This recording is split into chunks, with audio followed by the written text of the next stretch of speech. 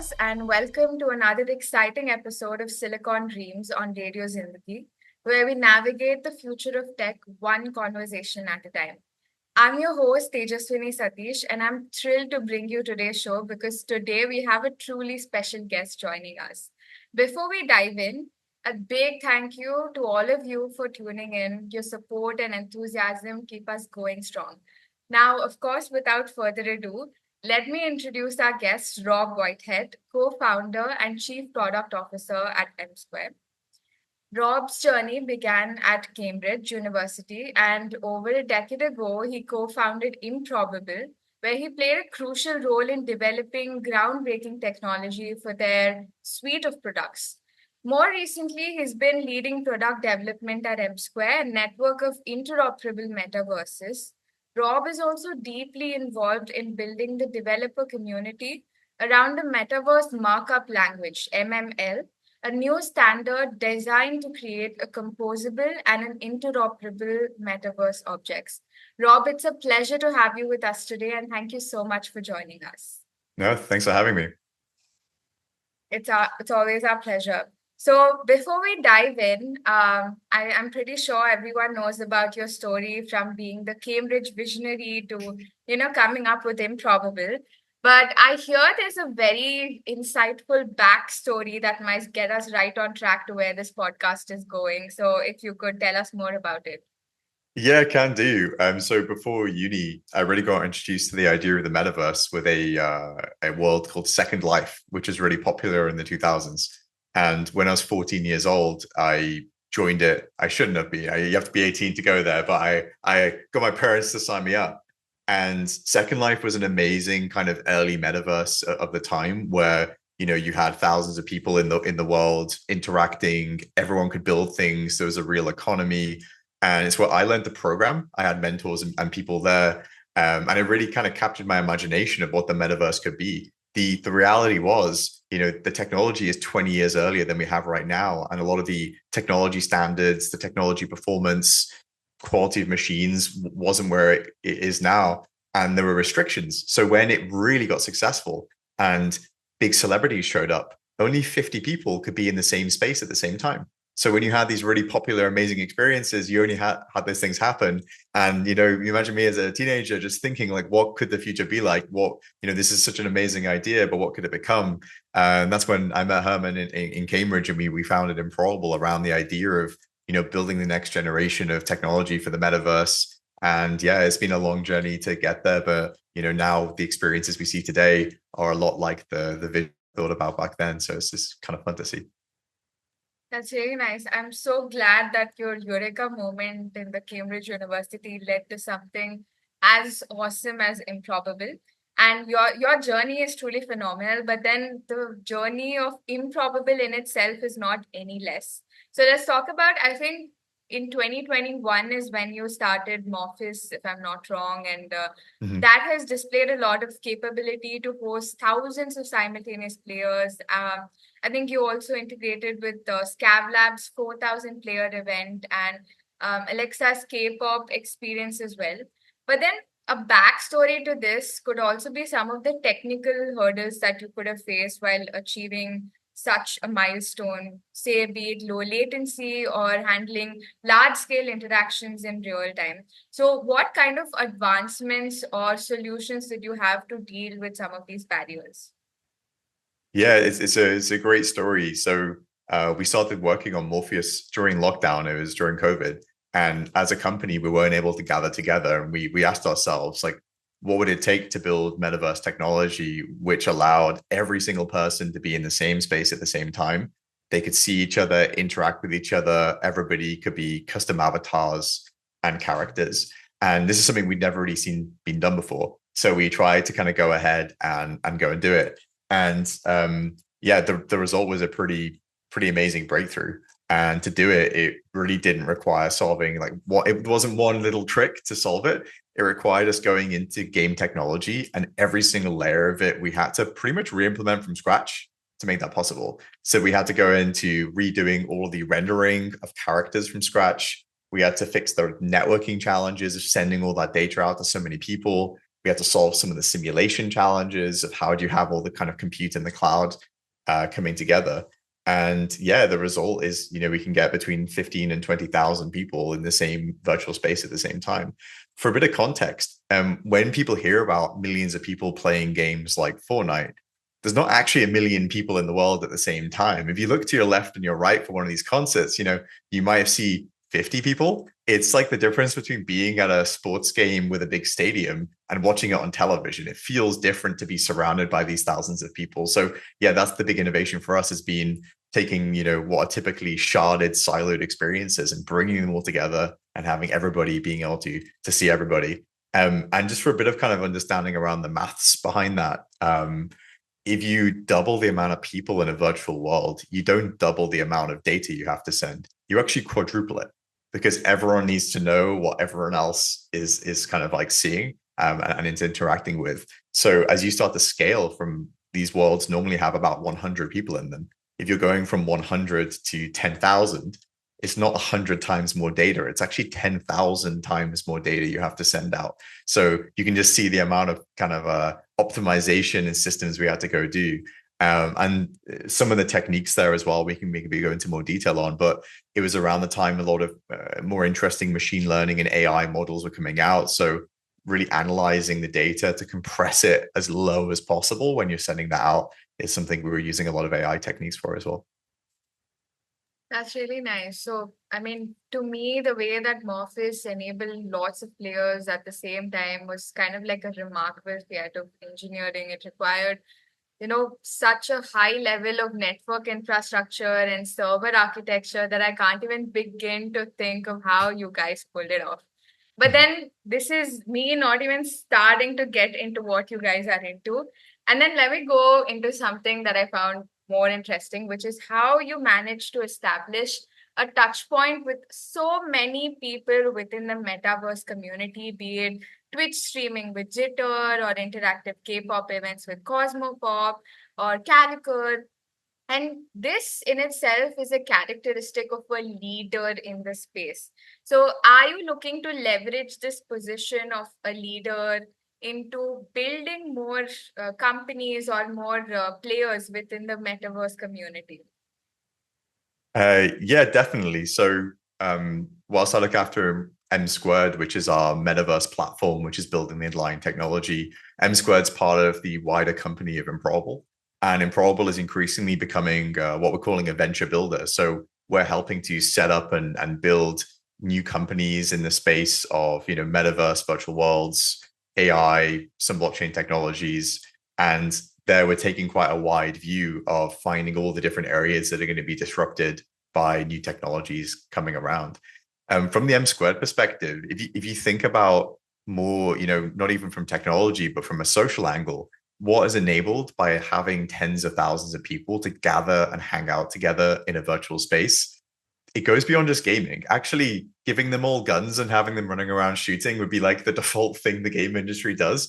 But it's probably one of the least interesting things to do. We've ran massive scale concerts with K-pop artists. We've had, actual baseball games, motion capture streamed in with thousands of fans cheering and hanging out. And, in a world where the internet is increasingly siloed into different, sort of echo chambers and things, having virtual spaces that bring people together and give a sense of you being surrounded by other people is really special. Like I was at Glastonbury a few years ago, and there's a sense of when you're in an environment and experience in the real world that big, there's a sense of you're part of something bigger than you. And it's been really nice to have the virtual world of that as well.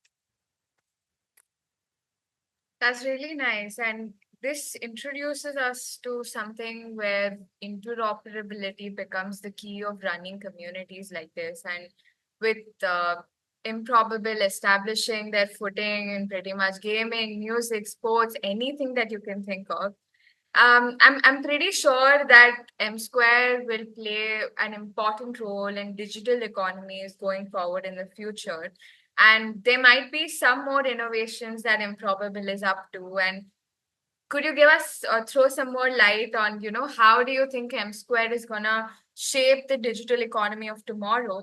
And if there are some things that you could just like brainstorm on right now that would also be a part of the innovations in the future.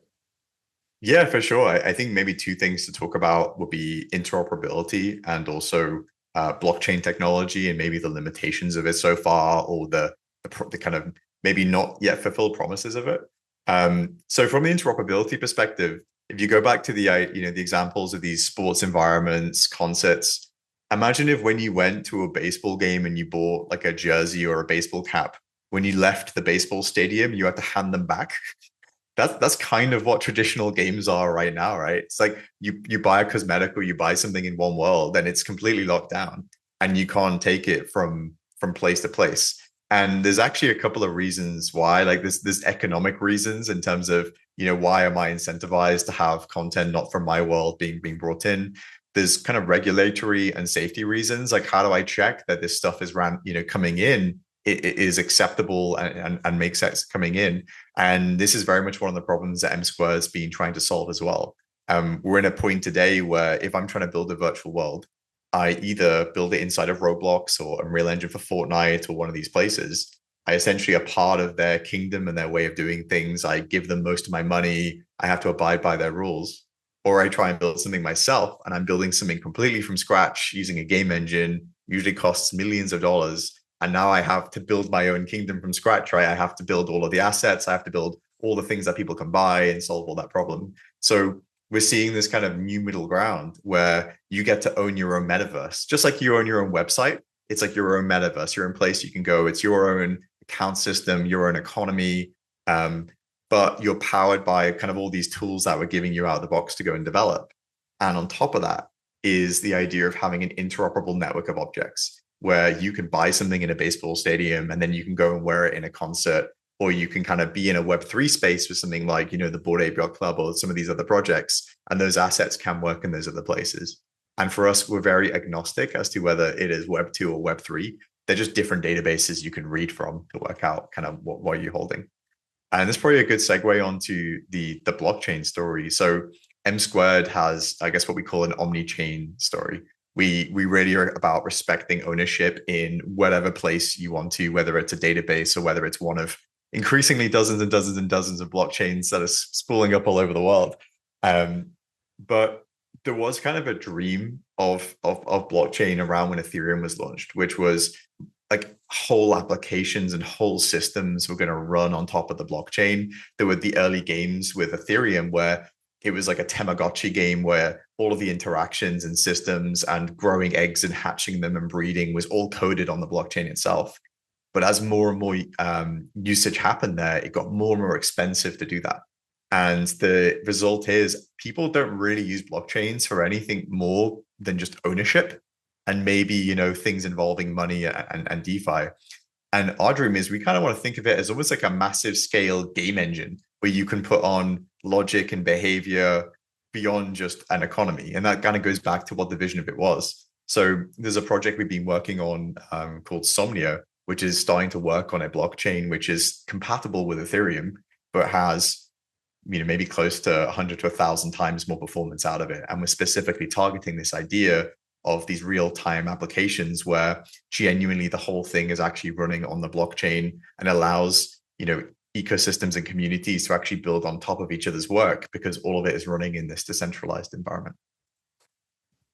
That's really nice. And while we're on the topic of Somnia, I think I would be the first one to give out this news live on a podcast. But then I hear that Improbable is working on something really special with Somnia as the center, where you're developing the blockchain for a mass consumer application. And that's going, I think, in parallel with the launch of Somnia as well, if I'm not wrong, right? Yeah, And this promises to reshape how users would interact with digital environments, and it's truly going to be a revolutionary launch of Improbable. So, can you tell me a little bit of behind the scenes of what's working or what's cooking for this launch? yeah, can do. It's worth going back to when we talked about Morpheus before. And at the end of the day, with Morpheus, it was, I guess, what we'd call a distributed systems engineering problem, which is how do you make a computer system that runs across many, many computers where those different nodes are talking to each other in very complicated ways. And when I describe it like that, it sounds very much like a blockchain. a blockchain is another type of distributed system. It's also completely trustless and so a much more decentralized network. But a lot of the learnings we made around optimizing data for these high fidelity virtual worlds turns out, and you can take the same innovations there and apply them to blockchains. So all the optimization, all the compression technology, we've been able to take that mindset and bring it across to blockchains and turn them into something completely different. An interesting kind of analogy is if you look at kind of very early computers, which ran at very, very low, megahertz, maybe you could play Pong or have, very, very simple graphics and things happening. Now computers are, thousands or tens of thousands of times faster, and they enable new types of application you never would have thought of before, like whole 3D virtual worlds and things. This is the transformation from traditional blockchain technology to what the blockchain we're working on is going to be able to do, where you can have whole real-time applications and games. All of the back-end logic and systems can be running like sort of on the blockchain in a first-class way. And yeah, we're really excited for the new types of application that's going to enable. It's also a thing now where we're targeting about hundreds of thousands of transactions a second, compared to other blockchains, which at most can do thousands. And this really starts to make it amenable for mass market applications, where you could truly have like the entire payments infrastructure of the world is probably contained within that transaction rate. So it truly is at a scale where you can start to use it for those sorts of things. I'm really, really excited for this to launch. And I think this could be like a pioneer for, say, adaptive AI or microtransactions that can take place within a gameplay to enhance the user experience. And this in itself, I think, is enough to, shoot up your conversion rates per se as well. But of course, for those listeners who are already in the Halloween spirit while listening to our podcast, I recommend that you check out Improbable's Forgotten Dunes Night Run, which promises an epic adventure filled with monstrous mazes and thrilling challenges. And this is an exciting opportunity for you to immerse yourself and get connected with Improbable in the most Halloween way possible. All right, let's move on to a more personal opinion of yours. So, talking generally about metaverse or blockchain or Web3, what do you think are some of the concepts or innovations or new experiments that are being undertaken in general, or something that all of our tech interested listeners can expect in the coming few years? I think the thing which is really exciting me, beyond what we talked about today, is generative AI and what's been going on there. It's obviously a natural thing to talk about, but it's worth going into a bit of detail of how that's really going to change virtual worlds and experiences, and when is the big question. So there's two kind of ways that Gen AI is really mixing things up. One is changing the way these worlds are created, having it so it's much easier, much more rapid to be able to create things. You no longer have to be a specialist at using things like Blender and Unreal Engine and those sorts of tools. It becomes a lot more accessible. But the other part of this is around actually having the AI inside of the worlds be powered by these new AI models. So when you're walking up to a character in a video game, they actually can have a whole conversation and talk to you, or they can even talk to each other in these sorts of emergent ways. So this is starting to come out, especially the AI in worlds powered by things like ChatGPT, for game mods and little examples. And there's a few indie games which are kind of exploring it. But the reality is, if you're thinking about when's the next GTA going to come out that's powered by these things, GTA 6 isn't even out yet. It's been in development for like 10 years. And if you, I guess I'm just speaking honestly, the next generation of AAA games, like the really top tier games, where from day one they're thinking about generative AI, are probably going to be out in like the 2030s, if you really think about it, right? Because they take so long to make. So you're going to see lots of small projects. You're going to see lots of really amazing, innovative indie projects and smaller experiments. But that true, like, AI powered Call of Duty, Grand Theft Auto, massive, multi-billion-dollar IP is probably going to take, a good, 7-8 years to really follow its way through. And then I think that's when we're going to truly see what this new technology is capable of. You're absolutely right. I mean, Gen AI is set to transform the world in profound ways, being it asking for simple recipes on ChatGPT Yeah. with like having the basic ingredients or to even develop, like you said, futuristic gaming in the 2030s or so. Mhm.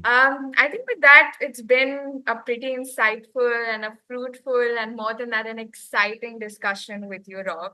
And thank you so much for sharing your insights into how the innovations of Improbable and your insights and your thought processes and ideas are going to shape the metaverse of tomorrow, both as a venture leader in this market space, is I'm hoping would be a successful endeavor that you will take up, as well as you already being a leader in terms of collaborating with other elements of the metaverse community. Congratulations on that. And it is our pleasure for having you on this podcast. And thank you so much for joining in. It's No, really, really, really it's been great been, chatting. yeah, it's lovely having you. And thank you so much, listeners, for tuning in. And be sure to join us next week on Radio Zindagi for more engaging conversations that explore the intersection of technology and future inspired creativity. Thank you.